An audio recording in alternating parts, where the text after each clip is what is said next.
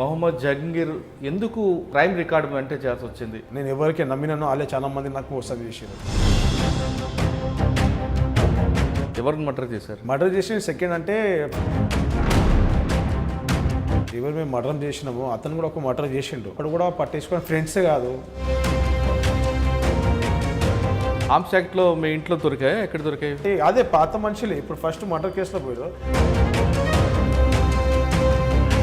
తల్వారా వెపనా? తల్వార్. ఎవరి కోసం తీసుకొచ్చారు? ఫస్ట్ కేసులో మీ మీద కేసు పెట్టారు, లోపల పంపించారు, జైలు పంపించారు. సెకండ్ ఫస్ట్ కేసులో అట్లనే అయింది. చేసింది దోస్తులు. ఇప్పుడు మీ మదర్ ఎలా ఫెయిల్ అయ్యారు మీరు ఫస్ట్ టైం జైలుకి వెళ్ళినప్పుడు? ఫస్ట్ టైం నేను జైలుకి పోయినప్పుడు మమ్మీకి ఒక సైట్లో ఒక పహిల్మాన్ కబ్జా చేసి కూర్చున్నాడు. మీరు పోయేవాడిని రిక్వెస్ట్ చేశారు సెటిల్మెంట్. ఆడు పోను అంటాడు, అప్పుడు ఏం చేస్తారు? అది ఎట్లా అంటే దమ్కి ఇస్తారా? దమ్కి ఎందుకు ఇస్తాం అన్న? దమ్కి ఎవరు ఇయ్యరు. మనం అనుకుంటాం దమ్కి ఇస్తాం, దమ్కి అది చాలా నష్టం. అట్లా నచ్చి చాలా మంది పైకి వచ్చారు. ఎవరు నీతిగా నిజంగా పైకి వచ్చి నష్టం పెట్టారు. మీ వైఫ్ ఫీల్ అవ్వలేదా పోలీసులు మన ఇంటికి ఎందుకు వస్తున్నారని? ఒక్కోసారి వస్తే ఒక 2 సార్లు వచ్చాను.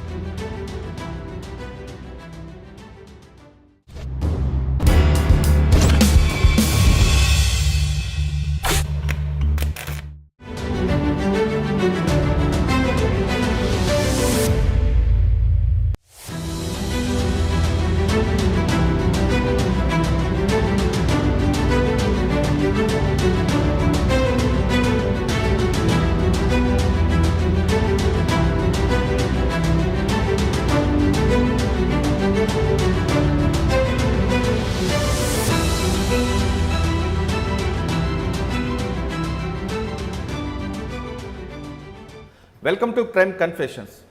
పుట్టిన ప్రతి వ్యక్తి మంచివాడు చెడువాడు అనేది వాళ్ళ పెరిగిన ప్రాంతం అవ్వచ్చు, లేదా తల్లిదండ్రుల యొక్క పెంపకం అవ్వచ్చు, లేదా చెడు సాహసం అవ్వచ్చు. ఈ 3 కారణాలు కాకుండా ఆర్థిక కష్టాలు కూడా ఒక వ్యక్తి మంచి మార్గంలో చెడు మార్గంలో నడిపించడానికి దోహదపడతాయి.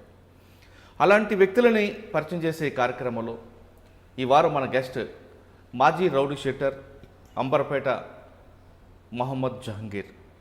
మొహమ్మద్ జహంగీర్పై అంబర్పేటలో 302, 307తో పాటు ఆర్మ్స్ యాక్ట్ కూడా ఉంది.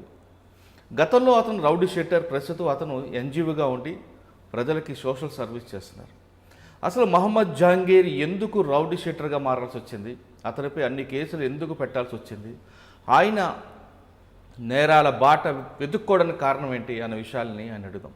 అయితే ఈ కార్యక్రమం ముఖ్య ఉద్దేశం నేరస్తులను కానీ లేదా చెడు బాటలో వెళ్తున్న వారిని కానీ వాళ్ళని హీరోలు చేయాలనే ఉద్దేశం కాదు.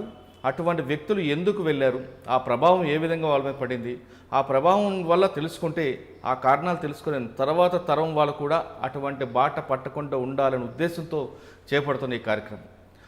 ముందుగా మొహమ్మద్ జహంగీర్ ఎందుకు అతనిపై రౌడీ షీటర్ వచ్చింది, అప్పుడున్న పరిస్థితులు ఏంటి అనే విషయాన్ని ఆయన తెలుసు. మొహమ్మద్ నమస్తే.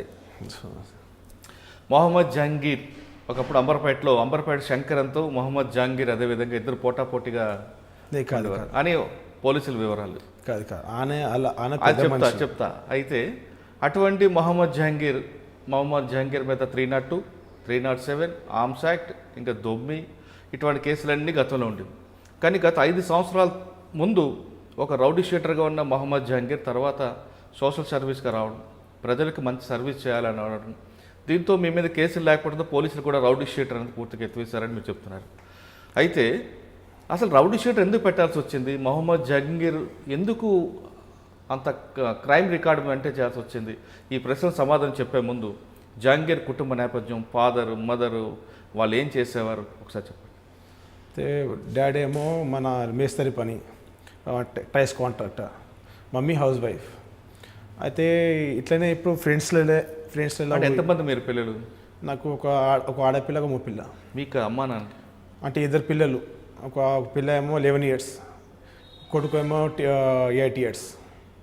అంటే మీరు బ్రదర్స్ ఎంతమంది? 2.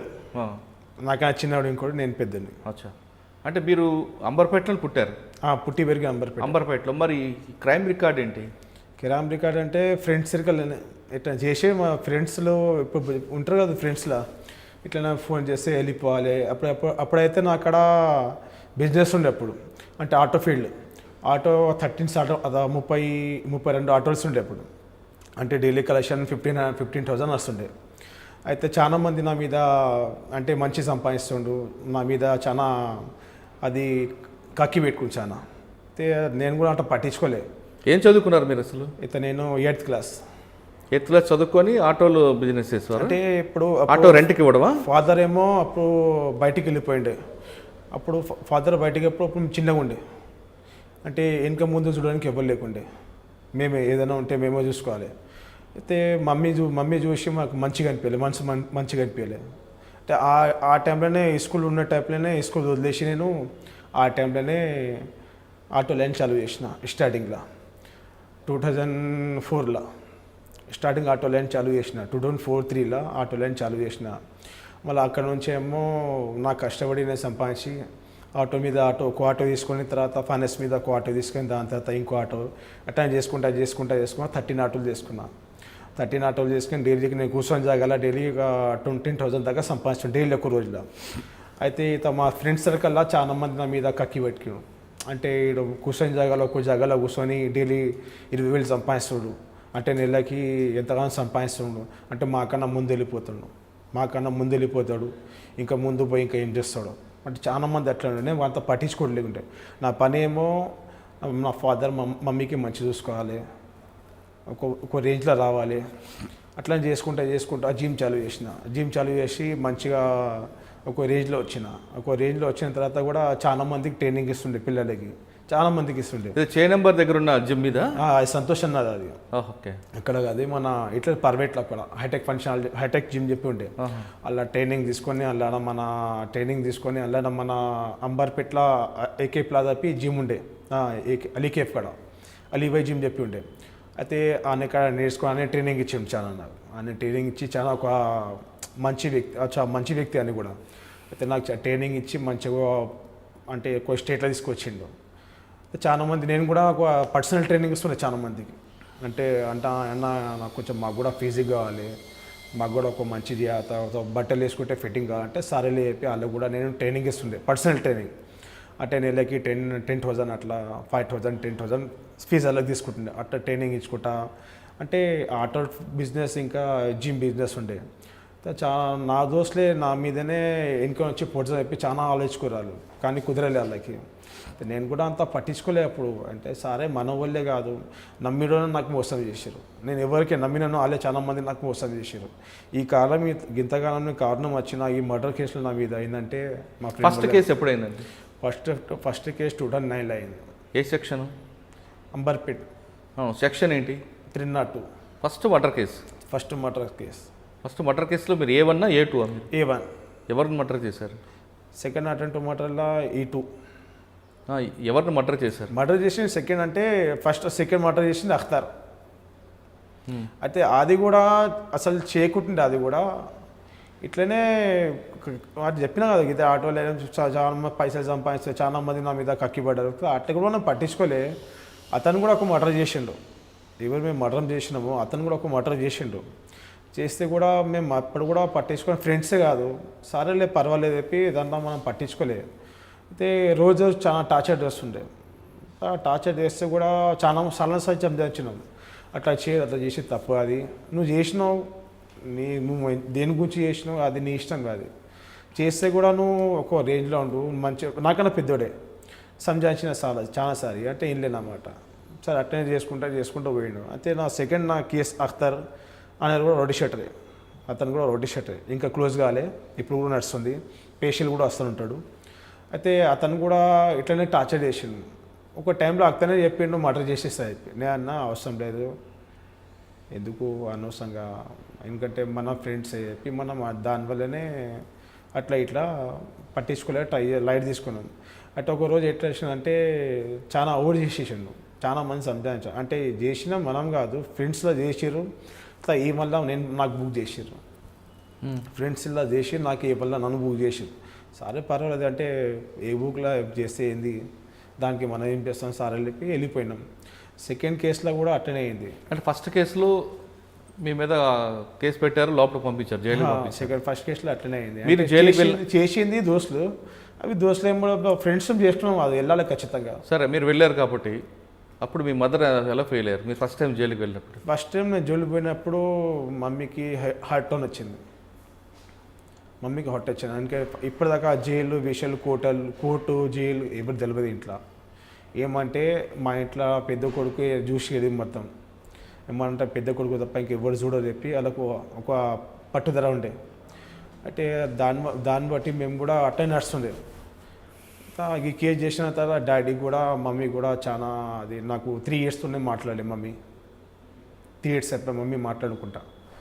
దాన్ని కూడా మమ్మీ అసలు నాతో మాట్లాడలే 3 ఇయర్స్. దాన్ని కూడా మేము పట్టించుకోవట్లేదు. సాలే చెప్పి డాడీ ఏం చేసినంటే తానే అయిపోయింది ఇప్పుడు దానికి మనం ఏం చేస్తాం ఇప్పుడు 2 ఇయర్స్ తర్వాత డాడీ తర్వాత నాతో ఫస్ట్ సారి 2 ఇయర్స్ తర్వాత. ఎందుకంటే డాడీ మమ్మీ నాతో మాట్లాడుకొని ఉండలేరు. ఈ కేసు వల్ల నాతో 2 ఇయర్స్ మాట్లాడలే డాడ్ కాంప్రమైజ్ అయిన తర్వాత మామ్ 1 ఇయర్ ఇంకా గ్యాప్ 1 ఇయర్ తర్వాత మళ్ళీ మాట్లాడింది మమ్మీ. 3 ఇయర్స్ తర్వాత మాట్లాడింది. మమ్మీ మీతో మాట్లాడే 3 ఇయర్స్ మమ్మీతో మీరు మాట్లాడడానికి మీరు ఎలా కష్టపడ్డారు? చాలా కష్టపడ్డా మమ్మీతో మాట్లాడడానికి. కానీ మమ్మీ మాట్లాడలే. ఏడుపు వస్తుండే ఒక్కోసారి. ఏం చేయాలి, మమ్మీ కాదు ఇప్పుడు మనం ఎంత సంజాయిస్తే మమ్మీ ఇంటలేదు. ఎందుకంటే నా కొడుకు అట్లా చేస్తే నమ్మలేము. మీరు జైల్లో ఉన్నప్పుడు దోస్తులు ఎవరు వచ్చారా, మమ్మీ డాడీ వచ్చారు ములాఖత్? జైల్లో మనం పోయినప్పుడు జైల్లో పోయినప్పుడు చాలా మంది దోస్తులు వస్తారు. మంచి దోస్తులు వస్తారు, చెడ్డలు కూడా దొరుకుతారు. మనకి ఇంకా చెప్తారు వాళ్ళు, మేము బయటకు పోయిన మేము వస్తామన్నా ఇక్కడ వచ్చి మళ్ళీ మన చేద్దామన్నా. చాలా మంది అంటే జైల్లో ఎట్లుంటే చాలా తక్కువ మంది మంచులు ఉంటారు. అంటే మంచులు అంటే కూడా ఇట్లనే అమాయకుల్లోకి వచ్చేస్తారు, చేస్తారు ఎవరు ఒక్కో కేసు ఇరిపిస్తారు. మళ్ళీ దోస్తులలో ఇట్లా పోతాం కదా ఫ్రెండ్స్లలో. ఒకటి చేసినాం అనుకో, ఇప్పుడు మనము ఒక మర్డర్ చేసినాం మన ఫోన్ చేసి పిలుస్తారు దోస్తులకి, మామ ఇట్లా రా ఇట్లా పోయిజం చెప్పి చేసి ఏం చేస్తాం, ఇంబడి తోడుగా తీసుకోవద్దా, బిర్యానీ తిందాం రా, లిటిల్ పోయిజం దా, ఇట్లా చిన్న పని ఉంది చెప్పి తీసుకుపోతారు. అలా ఇప్పుడు పిఎస్కి పోయినప్పుడు ఎట్లయినా పోలీసు అడతాను నీ ఎంబడి ఎవరున్నారా, నా ఎంబడి ఇక్కడ ఉండే సార్. చేసినవాడు చేసి పోతాడు, చేయనోడు కూడా లోపడి పోతాడు. అలా ఇంట్లో ఎట్లా నడుస్తుంది పరిస్థితి ఏంది అది చూడరు. అంటే జైల్లో మీకు ఫ్రెండ్స్ బాగా వచ్చారా? ఫ్రెండ్స్ చాలా మంది దొరికారు. ఆ చేద్దాం ఈ చేద్దాం, నేను పట్టించుకోలేదు. నాకు అవసరం లేకుండా, నాకు ఇది ఫీల్డ్ కాదు నాది, నా ఫీల్డ్ వేరేది. ఒక లైఫ్ మంచి చేయాలి, 10 మందికి సాయం చేయాలి. మనం మంచి ఉంటే 10 మందికి ఏమైనా చేయొచ్చు. మనమే మంచి లేకుండా 10 మందికి ఏం చేస్తాం? మీరు జైల్లో ఉన్న టైంలో ములాఖాత్కి ఎవరు వచ్చేవారు? అమ్మ వచ్చేదా లేదా దోస్తులు వచ్చేవారు? ఫస్ట్ నాకు వచ్చిందంటే నా మామ వచ్చింది. ఎవరు? మా మామ, నడుపు మామ వచ్చింది. అంత ముగ్గురు నా మామలు. ఫస్ట్ వచ్చిందంటే ఫస్ట్ మా మామ, దాని తర్వాత పెద్ద మామ వచ్చిండు, దాని తర్వాత నేను 2 నెలల తర్వాత నా చిన్న మామ వచ్చిండు. మామ ఏమన్నారు వచ్చి? మా మామూలు కూడా నాతో అసలు ములాఖాత్కి రావాలంటే వాళ్ళు కూడా చాలా ఆదొచ్చింది. నువ్వు అట్లా చేస్తే మేము ఎవరికి అంటే నేను జైల్లో ఉన్నప్పుడు కూడా వాళ్ళు నాతో మాట్లాడితే నాకు మొత్తం హార్ట్లో జరిగింది మాట. దానివల్ల నేను కూడా చాలా హాస్పిటల్ అయిపోయినా. అలా జైలు నుంచి బెయిల్ మీద బయటకు వచ్చిన తర్వాత మీరు ఏం చేసేవారంటే? జైలు నుంచి బయటకు వచ్చిన తర్వాత 3 నెలలు ఇంటికాడనే ఉండే. అది జ్ఞాపకం ఉండే. ఇంట్లో నాతో ఎవరితో మాట్లాడతారు. అంటే నాది మర్డర్ చేయకే ముందే ఎంగేజ్మెంట్ అయింది. ఫస్ట్ మర్డర్ చేయకే ముందే ఎంగేజ్మెంట్ అయింది. ఎంగేజ్మెంట్ అయిన తర్వాత కూడా నాకు అది ఎంగేజ్మెంట్ చేసుకున్నాను. వాళ్ళు నాతో నేను బయటకు వచ్చిన తర్వాత నాకు పెళ్లి ఖాయం ఫిక్స్ అయిపోయింది. ఫిక్స్ అయితే కూడా వాళ్ళు డ్రాప్ అయిపోయారు. ఇయ్యన్నారు, నీకు మీ బిడ్డ ఇయ్యలేము, ఎందుకంటే మీరు ఇట్లా మర్డర్ చేసారు, మేము బిడ్డ ఇయ్యలేము మీకు అని. నేను ఉప్పని చెప్పేసిన, నేను కావాలి ఇయ్యాలి, ఇట్లా ఫ్రెండ్స్ ఇట్లా పోయి చేసినాము అంటే వాళ్ళతో నాకు ఏం ఎక్కువ లేకుండే, అది చేయాలి నాకు అది లేకుండే, నాకు అక్కడ ఏమో మర్డర్ చేయాలి, పైసలు సంపాదించాలి, అది ఏం లేకుండే. వాళ్ళు చేసారు, వాళ్ళ వల్ల నేను శిక్షని చేసుకున్నాను. అది ఏమన్నారు వాళ్ళు? అయితే వాళ్ళు మళ్ళా 3 నెలలు 4 నెలలు గ్యాప్ ఇచ్చారు. 3 నెలలు 4 నెలలు గ్యాప్ ఇచ్చారు. ఆలోచించుకుని మాట్లాడుతూ చెప్పిన, సరేలే మంచి అన్న. 3 నెలలు అయ్యాయి, 4 నెలలు అయ్యాయి, 2010 అయిపోయింది, 2011 అయింది. 2010లో 11 ఎండింగ్లో వచ్చిర్రు అక్కడ. మళ్ళీ వచ్చి సారీ అయిపోయింది, మళ్ళీ ఎప్పుడు ఏమన్నా ఉందా అన్నారు. లేరన్న, లేదు ఇప్పుడు ఏం లేదు, పరిస్థితమే అప్పుడు పేషెంట్ లేకుండే. అప్పుడు అంటే సంబంధం వస్తాయి ఇంటిగా, దాని తర్వాత పేషెంట్కి వెళ్ళాలి. అలా సంబంధం ఏం తెలియదు ఇంటర్వ్యూలకి.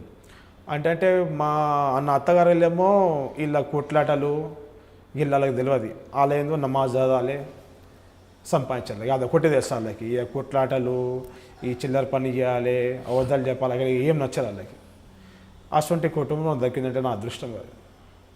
మ్యారేజ్ అయింది. అంటే ఇప్పుడు నువ్వు మర్డర్ చేసిన తర్వాత కూడా నాకు అమ్మాయి ఇచ్చిన అది గ్రేట్. అవును, అది పెద్ద గ్రేట్. ఏంటంటే వాళ్ళేమో నమాజ్ తప్ప ఇంకా వేరే ప్రొటెక్షన్ లేదు వాళ్ళకి. నమాజ్ కష్టపడాలి, మన ఇంట్లోకి మంచి చూసుకోవాలి, అదొకటి వాళ్ళ అక్కడ ఆన్ తప్ప ఇంకా వేరేది ఏం లేదు వాళ్ళ అక్కడ. అసంటి కుటుంబంలో నాకు అమ్మాయిలు ఇచ్చిందంటే నాకు అదృష్టం. అది ఒప్పుకుంటారు మీరు? ఒప్పుకోరు నాకు అదృష్టం. ఒప్పుకోరు. పెళ్ళి అయిపోయిన తర్వాత కూడా పెళ్ళి అయిపోయిన తర్వాత పేషెంట్ చాలు అయిపోయిన తర్వాత మళ్ళీ ఇది ఏంది పేషెంట్ అంటే ఇది ఏం కాదు అయిపోతుంది అంటే కేసులో అయిపోతుంది దాని గురించి వీస్తారు కోట్లని పేషెంట్లకు అట్లా వేసి డ్రాప్ చేసి వాళ్ళకి సంపాదించి నడుచుకుంటూ పోయినాం. మరి వాళ్ళు సముదాయించారు, ఇద్దరు పిల్లలు వచ్చారు, పెళ్ళయింది చక్కగా 2 పిల్లలు. మరి 307 ఆర్మ్స్ యాక్ట్ ఏంటి? అది నా పెళ్ళి అయిపోయిన తర్వాత కూడా 307 మన పెళ్ళి అయిపోయిన తర్వాత 2 years తర్వాత 307 చేసిన. అప్పుడు మా వైఫ్ కూడా చాలా ఏడిచింది. ఎందుకు, ఎవరిని చేశారు 307? అంటే 307 చేసారు అంటే ఎట్లా అంటే ఇట్లా కొట్లాడైంది రానైపు పిలిచారు నా దోస్తులే. నేను నా దోస్తులకి నేను చాలా నమ్ముతుండే. మీకు ఆల్రెడీ ఒక మర్డర్ కేసులో దోస్తులు ఇరికించిన తర్వాత మళ్ళీ మీరు దోస్తాలు అయితే నా ఫస్ట్ మర్డర్ కేసులో పోయినా ఆ గ్యాంగ్ ఇచ్చి పెట్టేసిన. అంటే సెకండ్ నేను వేరే మన ఈ దోస్తాను నాకు వద్దు అంటే నేను వీళ్ళ వేరే నా పేరు ఇట్లా బదలామని చెప్పి అది వదిలేసి మళ్ళీ ఒక వేరే ఫ్రెండ్షిప్ చేసిన. అదే లైన్ నంబర్ పెట్టే బట్ వేరే ఫ్రెండ్షిప్ చేసిన. అతను కూడా అన్నలో కూడా నాకు అట్లనే ఇట్లా చీట్ చేసిరు. ఏంటంటే నన్ను బేసిరు కొట్లాడింది అన్న రా అన్నారు. అలా మేము కొట్టిన తర్వాత వీళ్ళు ఏం చేసారు రాడ్లు గిడ్లు వేసుకుని అవతలని కొట్టిరు. ఆ కొట్టిన విషయం మనకు కూడా తెలియదు. తర్వాత నెక్స్ట్ రోజు తెలిసింది పోలీసులు వచ్చిన తర్వాత. అదో 307 ఎవరెవరు ఉన్నారంటే నేను అలా A7లో ఉన్నా. A7లో ఉన్నా. ఇంకొక 307 307 అంటున్నా ఒకటే 307లో. అయితే అలా 7-8 మంది ఉండే అలా. First 302 starting, first 307 second. Next ఇది ఆర్మ్స్ యాక్ట్ ఏంటిది? ఆర్మ్స్ యాక్ట్ అంటే అది మన అక్కడ దొరకలే. ఇట్లనే మన ఫ్రెండ్సే మన మీద మగ్బూరి చేసారు.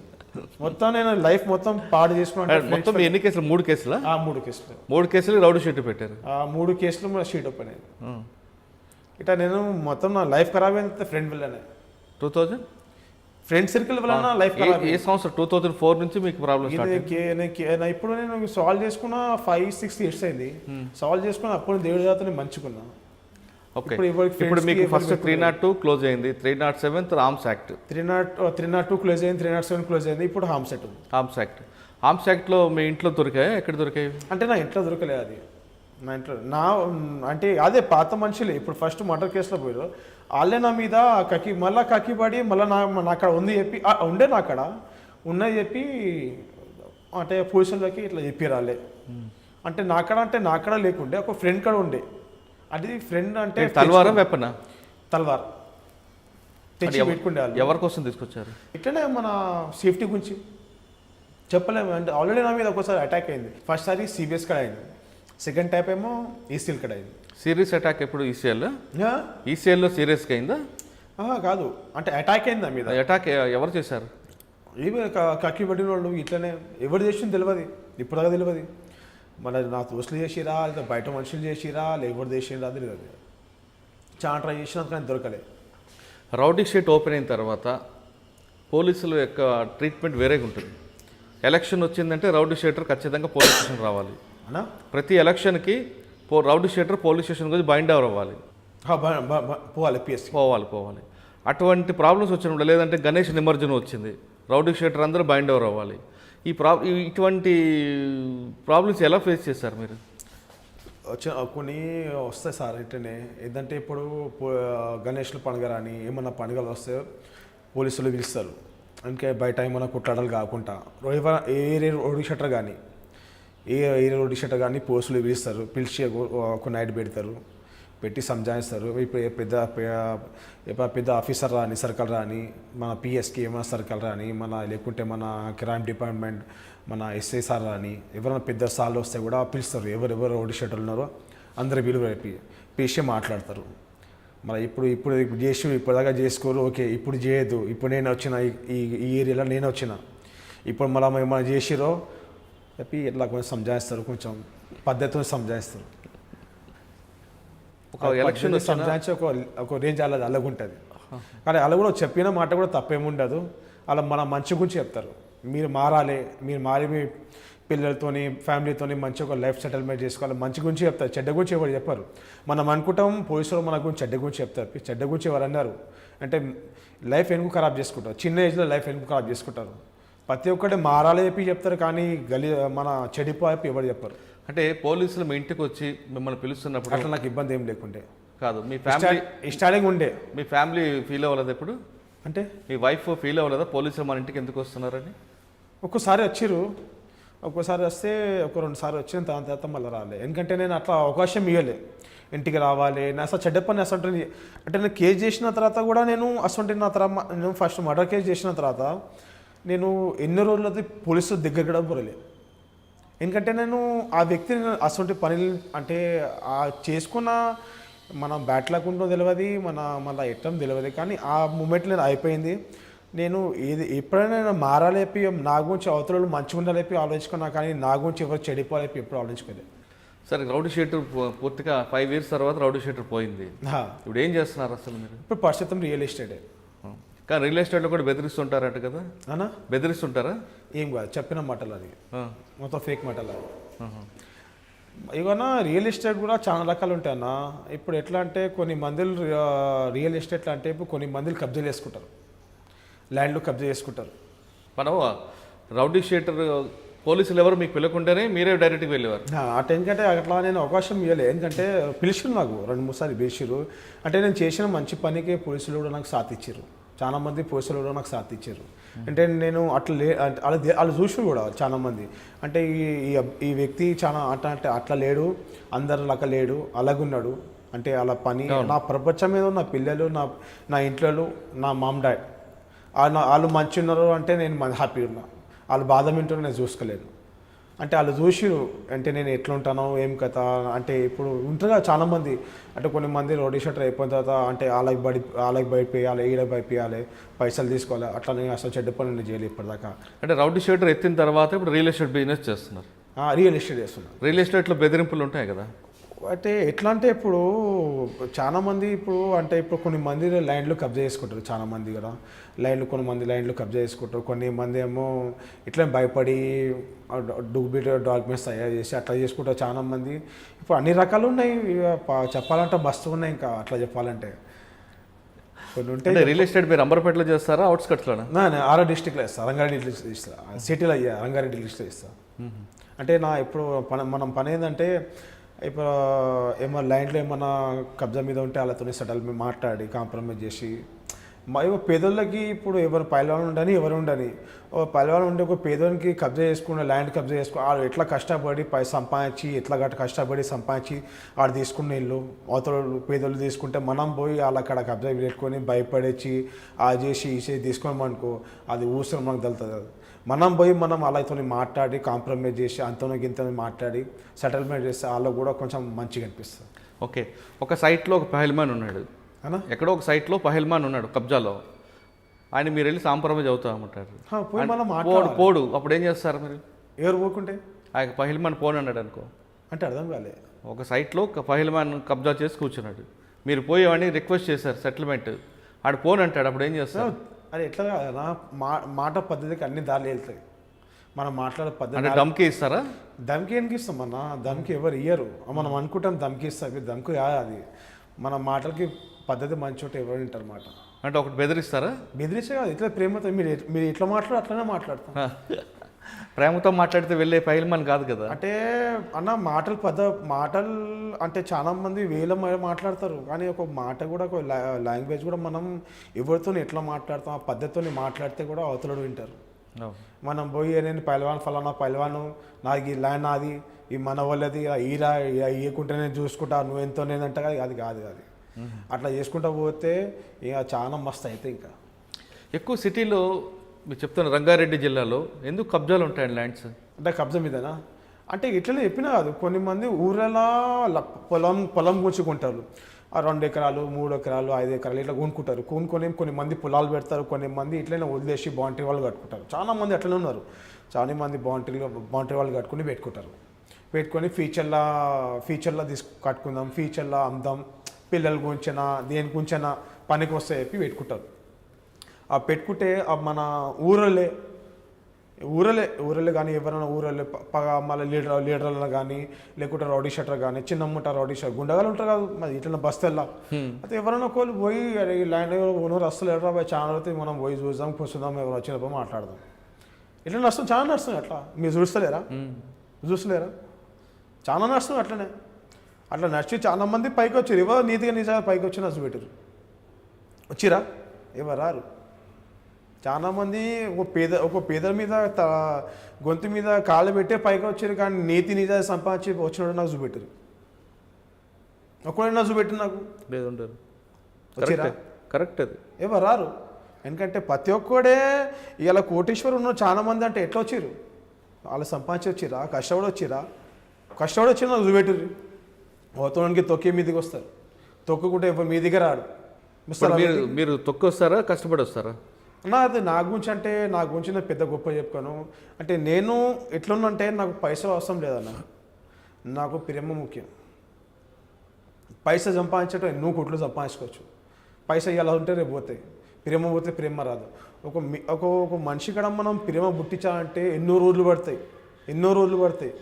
అదే ఒకవేళ మనం పెద్ద మాటగా అన్న, ఇప్పుడు ఒకవేళ నేను కొన్ని కాడ పోయి గొంతు మీద కాలు పెట్టి రే ఈ లైన్ నాదరా, ఈ నాది లైన్ ఏం మాట్లాడుతున్నారో అయిపోయి నేను గట్టిగా దబాయించిన అనుకో, వాళ్ళు వదిలేసి పారిపోవాలి ఖచ్చితంగా. ఆడు ఏమైనా మాట్లాడతాడా?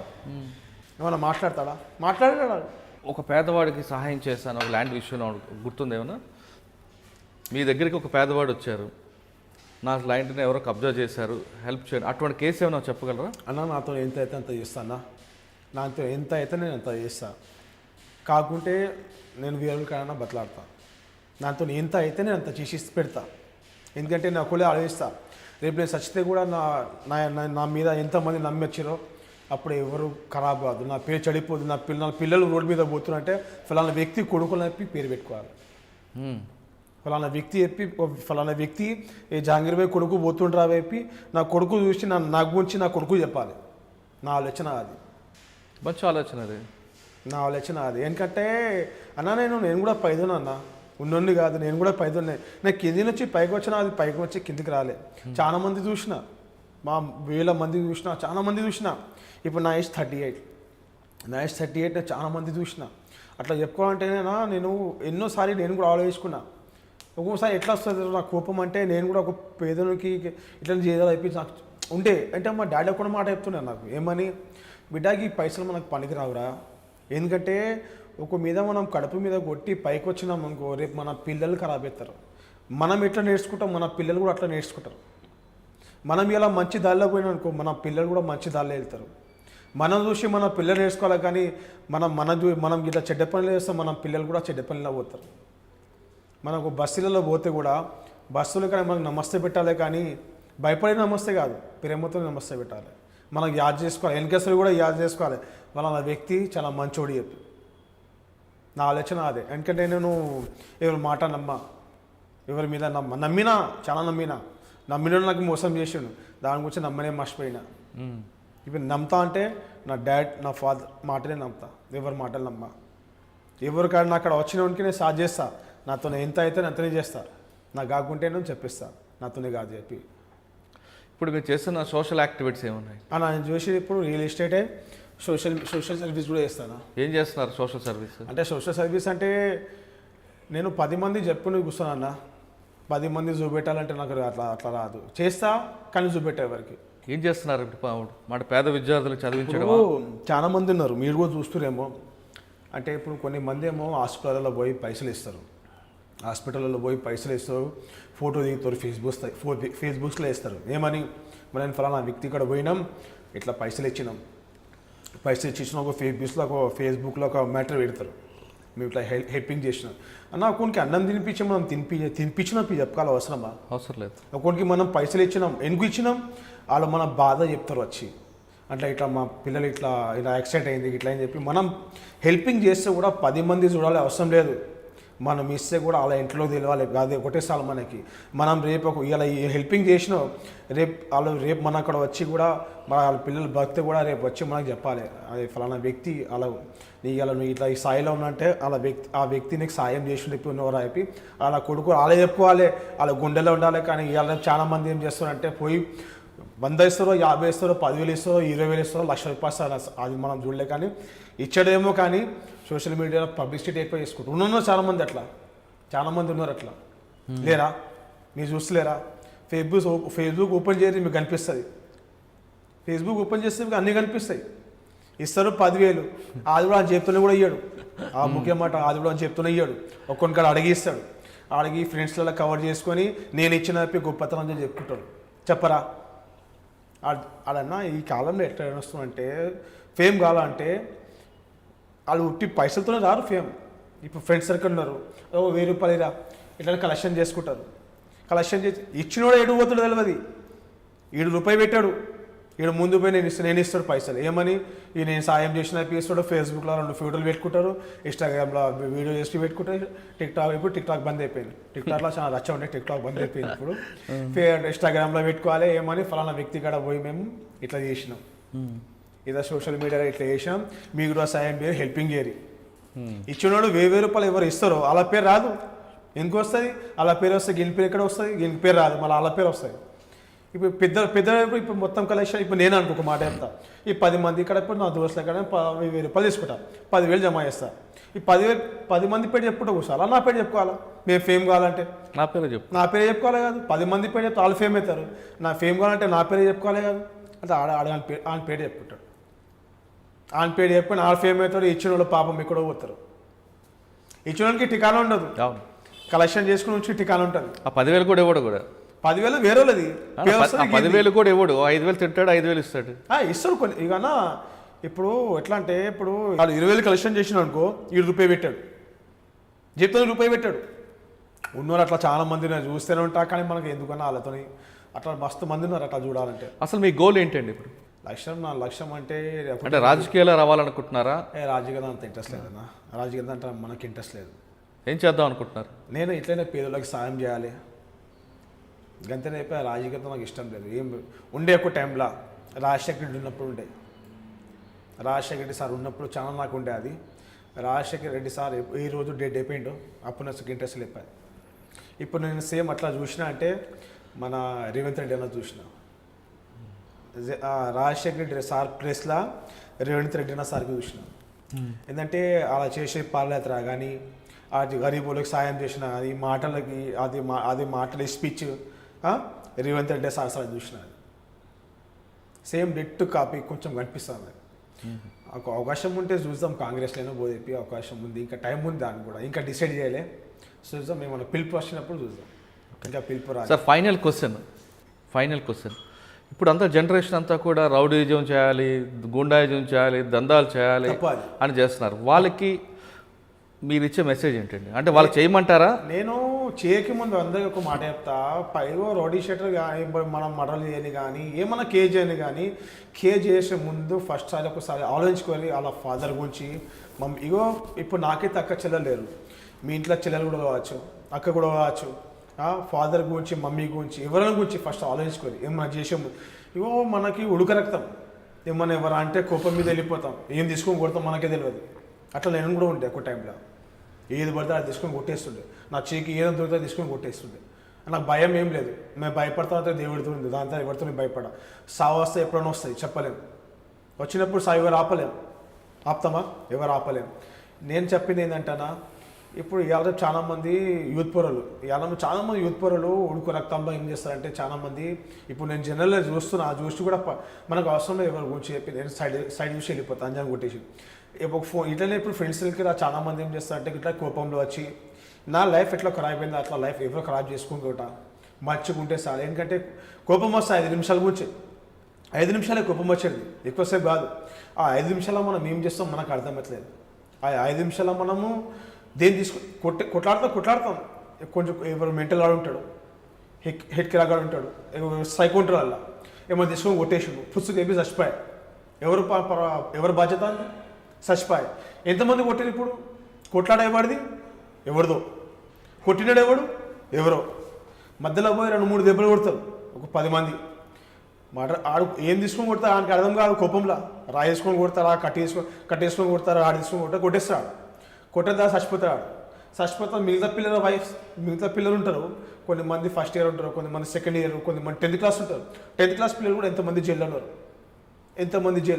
జైల్లో పోయినప్పుడే జైల్లో ఎవరు పోతారో ఆయనకే తెలుస్తుంది జైలు వాల్యూ ఏందో. జైల్లో పోయినాడు తెలియదు. చెప్పుకుంటాం నేను పైలవాన్ అవుతా, నేను దార్కార్ అవుతా, నేను తోపేతా అని. కాదు, కింద నుంచి కాడుతుంది మొత్తం. చూసినానికి అర్థమవుతుంది. లోపల పోయిన తర్వాత లోపల ఎట్లుంటుందో అలాగే మొత్తం మాకు చెప్పుడు మాకు తెలుసు. మేము పోయినాం, మేము చూసినాం నరకం ఏంటో మేము చూసినాం, మాకు తెలుసు. అది చెప్పుకొని పెద్ద గొప్పతనం కాదు. లైఫ్ ఖరాబ్ అయిపోతుంది అనవసరంగా. ఎందుకంటే చిన్న పిల్లలు ఉంటారు, తెలియదు వాళ్ళకి లైఫ్ గురించి అలా తెలియదు. ఎందుకంటే ఇప్పుడు చాలామంది రీసెంట్గా చాలామంది పిల్లలు ఉన్నారు, ఫస్ట్ ఇయర్ సెకండ్ ఇయర్ చదివిన పిల్లలు ఉన్నారు. అంటే వయసు నార్మల్ 18, 20, 21, 22, 25 చాలామంది ఉన్నారు పిల్లలు. అడుగులంతా ఏం చేస్తున్నట్టు వాళ్ళు ఏం చేస్తున్నా తెలియదు. కోపంలో లోపల పోయి సరే అంతా ఎందుకు. చిన్నప్పుడు మన అమ్మ నాన్న కొడతారు. చిన్నప్పుడు మన అమ్మ నాన్న కొన్ని మంది అమ్మ నాన్నలు కూడా ప్రేమతోనే పెద్ద చేస్తాం మనకి, కొట్టకుండా. అరే నా కొడుకు కొట్టద్దురా, తప్పు చేసి సంజాయిస్తారు. మనము జైల్లో పోయినప్పుడు ఎవరో ఆడు తెలియదు, మూతి తెలియదు, ముఖం తెలియదు, ఎవరో మనకి అరే లోపల జాడగొట్టరు అంటాడు. జాడగొట్టయితే తలకాయ వేసుకుని మన కాలు తీసుకొని తంటాడు, తిట్టి చెప్తాడు. అప్పుడు నీకు ఎట్లా బాధ అనిపిస్తుంది? నరకం అనిపిస్తుంది. నరకం. అలా కొట్టకుంటే మళ్ళీ బాత్రూమ్ సాఫ్ చేపిస్తారు. బాత్రూమ్ సాఫ్ చేయకుండా కొడతారు. ఇంట్లో అమ్మనన్నా కూడా మనకు ఒక దెబ్బ కొట్ట ప్రేమతో ఎంత పెద్ద చేసినప్పుడు ఎవరో మన మూతి తెలియదు, ముఖం తెలియదు. ఆడు మనకి లోపల జాడు కొట్టరా తంతే ఇట్లా కనిపిస్తాను, ఇట్లా కనిపిస్తుంది, బాధ కనిపిస్తుంది, చచ్చిపోవాలి అనిపిస్తుంది. ఇది ఏంద్రా నా బతుకు చెప్పి పిల్లలు యాగ తెలియదు, ఫ్యూచర్ ఖరాబ్ చేసుకుంటారు. చాలామంది ఫ్యూచర్ ఖరాబ్ చేసుకుంటారు. నేనది అందరికి చెప్తే ఒకటే మాట, అమ్మ నాన్న వాల్యూ పెట్టుకొని మంచి చదివి మంచి వాళ్ళకి మంచిగా మనకి పుట్టించి పెరిగించి అంత పెద్ద చేసిరు. వాళ్ళ ఏం కోరికలు ఉంటారో అది మొత్తం సక్సెస్ చేయాలి. అంతనే నేను చెప్పేది. ఈ కొట్టాల గీట పెద్ద మాట కాదు, 5 నిమిషాలే. ఇవి మేము లైఫ్ ఖరాబ్ చేసుకుని ఇట్లా ఉన్నాం. లైఫ్ ఖరాబ్ చేసుకుంటే ఏ రేంజ్లో ఉంటుందో మాకే తెలియదు. ఏం చేస్తూ కొన్ని వస్తాయి ఇక తలరాత, దానికి ఏం చేయలేము. క్షణికావేశంలో చేసిన నేరం మన జీవితకాలం వెంటాడుతుందంటారు మొహమ్మద్ జహంగీర్. ఆవేశంలో మనం ఒక చేయి చేసుకున్నా, ఆవేశంలో పడి మనం ఎవరిని కొట్టినా, ఆ వ్యక్తి చనిపోతే లేదా గాయపడినా మన మీద పడ్డ కేసు మన జీవితకాలం వెంటాడుతుందంటూ అతనుకున్న కేసుల ఎక్స్పీరియన్స్ చెప్తున్నారు. మొహమ్మద్ జహంగీర్ రౌడీ షీటర్ అవ్వడానికి ప్రధాన కారణం అతను చెడు సహవాసం, చెడు స్నేహితులే. అతని స్నేహితులు నమ్మి ఆ విధంగా మోసపోయిన విషయాన్ని గుర్తించి ఇప్పుడు స్నేహితులను పక్కన పెట్టి కేవలం వాళ్ళ నాన్నగారి మాట మాత్రం విని ఖచ్చితంగా మంచి దారిలోకి వచ్చారు. అందరికీ అదే చెప్తున్నాం, ఖచ్చితంగా మీరందరూ కూడా ఆవేశపడి నేరాలు చేసి జైలు పాలవద్దు. జైల్లోకి వెళ్ళిన తర్వాత అక్కడ పడ్డ కష్టాలు, నష్టాలు, అవమానాలు మొహమ్మద్ జహంగీర్ చాలా స్పష్టంగా చెప్పారు. ఆయన చెప్పింది చాలా తక్కువ, జైల్లో ఇంకా అవమానపడుతుంటారు. కాబట్టి ప్రతి ఒక్క యువకులు కూడా ఖచ్చితంగా మీ తల్లిదండ్రుల మాట వినండి, మంచి చదువుకోండి, మంచి భావి పౌరులుగా ఉండండి అన్నది ఈ కార్యక్రమం ఉద్దేశం. ఇది మొహమ్మద్ జహంగీర్ ఎక్స్క్లూజివ్ ఇంటర్వ్యూ. వచ్చే వారం మరొక గెస్ట్తో మళ్ళీ కలుద్దాం. అంతవరకు నమస్కారం. మీరు చూస్తున్నారు ఐ డ్రీమ్ న్యూస్ ని. Please subscribe. I dreams. For more videos, Subscribe. I dream. Please subscribe for more videos. I dream. I dream. For more videos. Subscribe, I dream. Please subscribe. Subscribe I dream channel. Do subscribe, I dream. I dream ఛానల్ని subscribe చేయండి. Do watch I dream.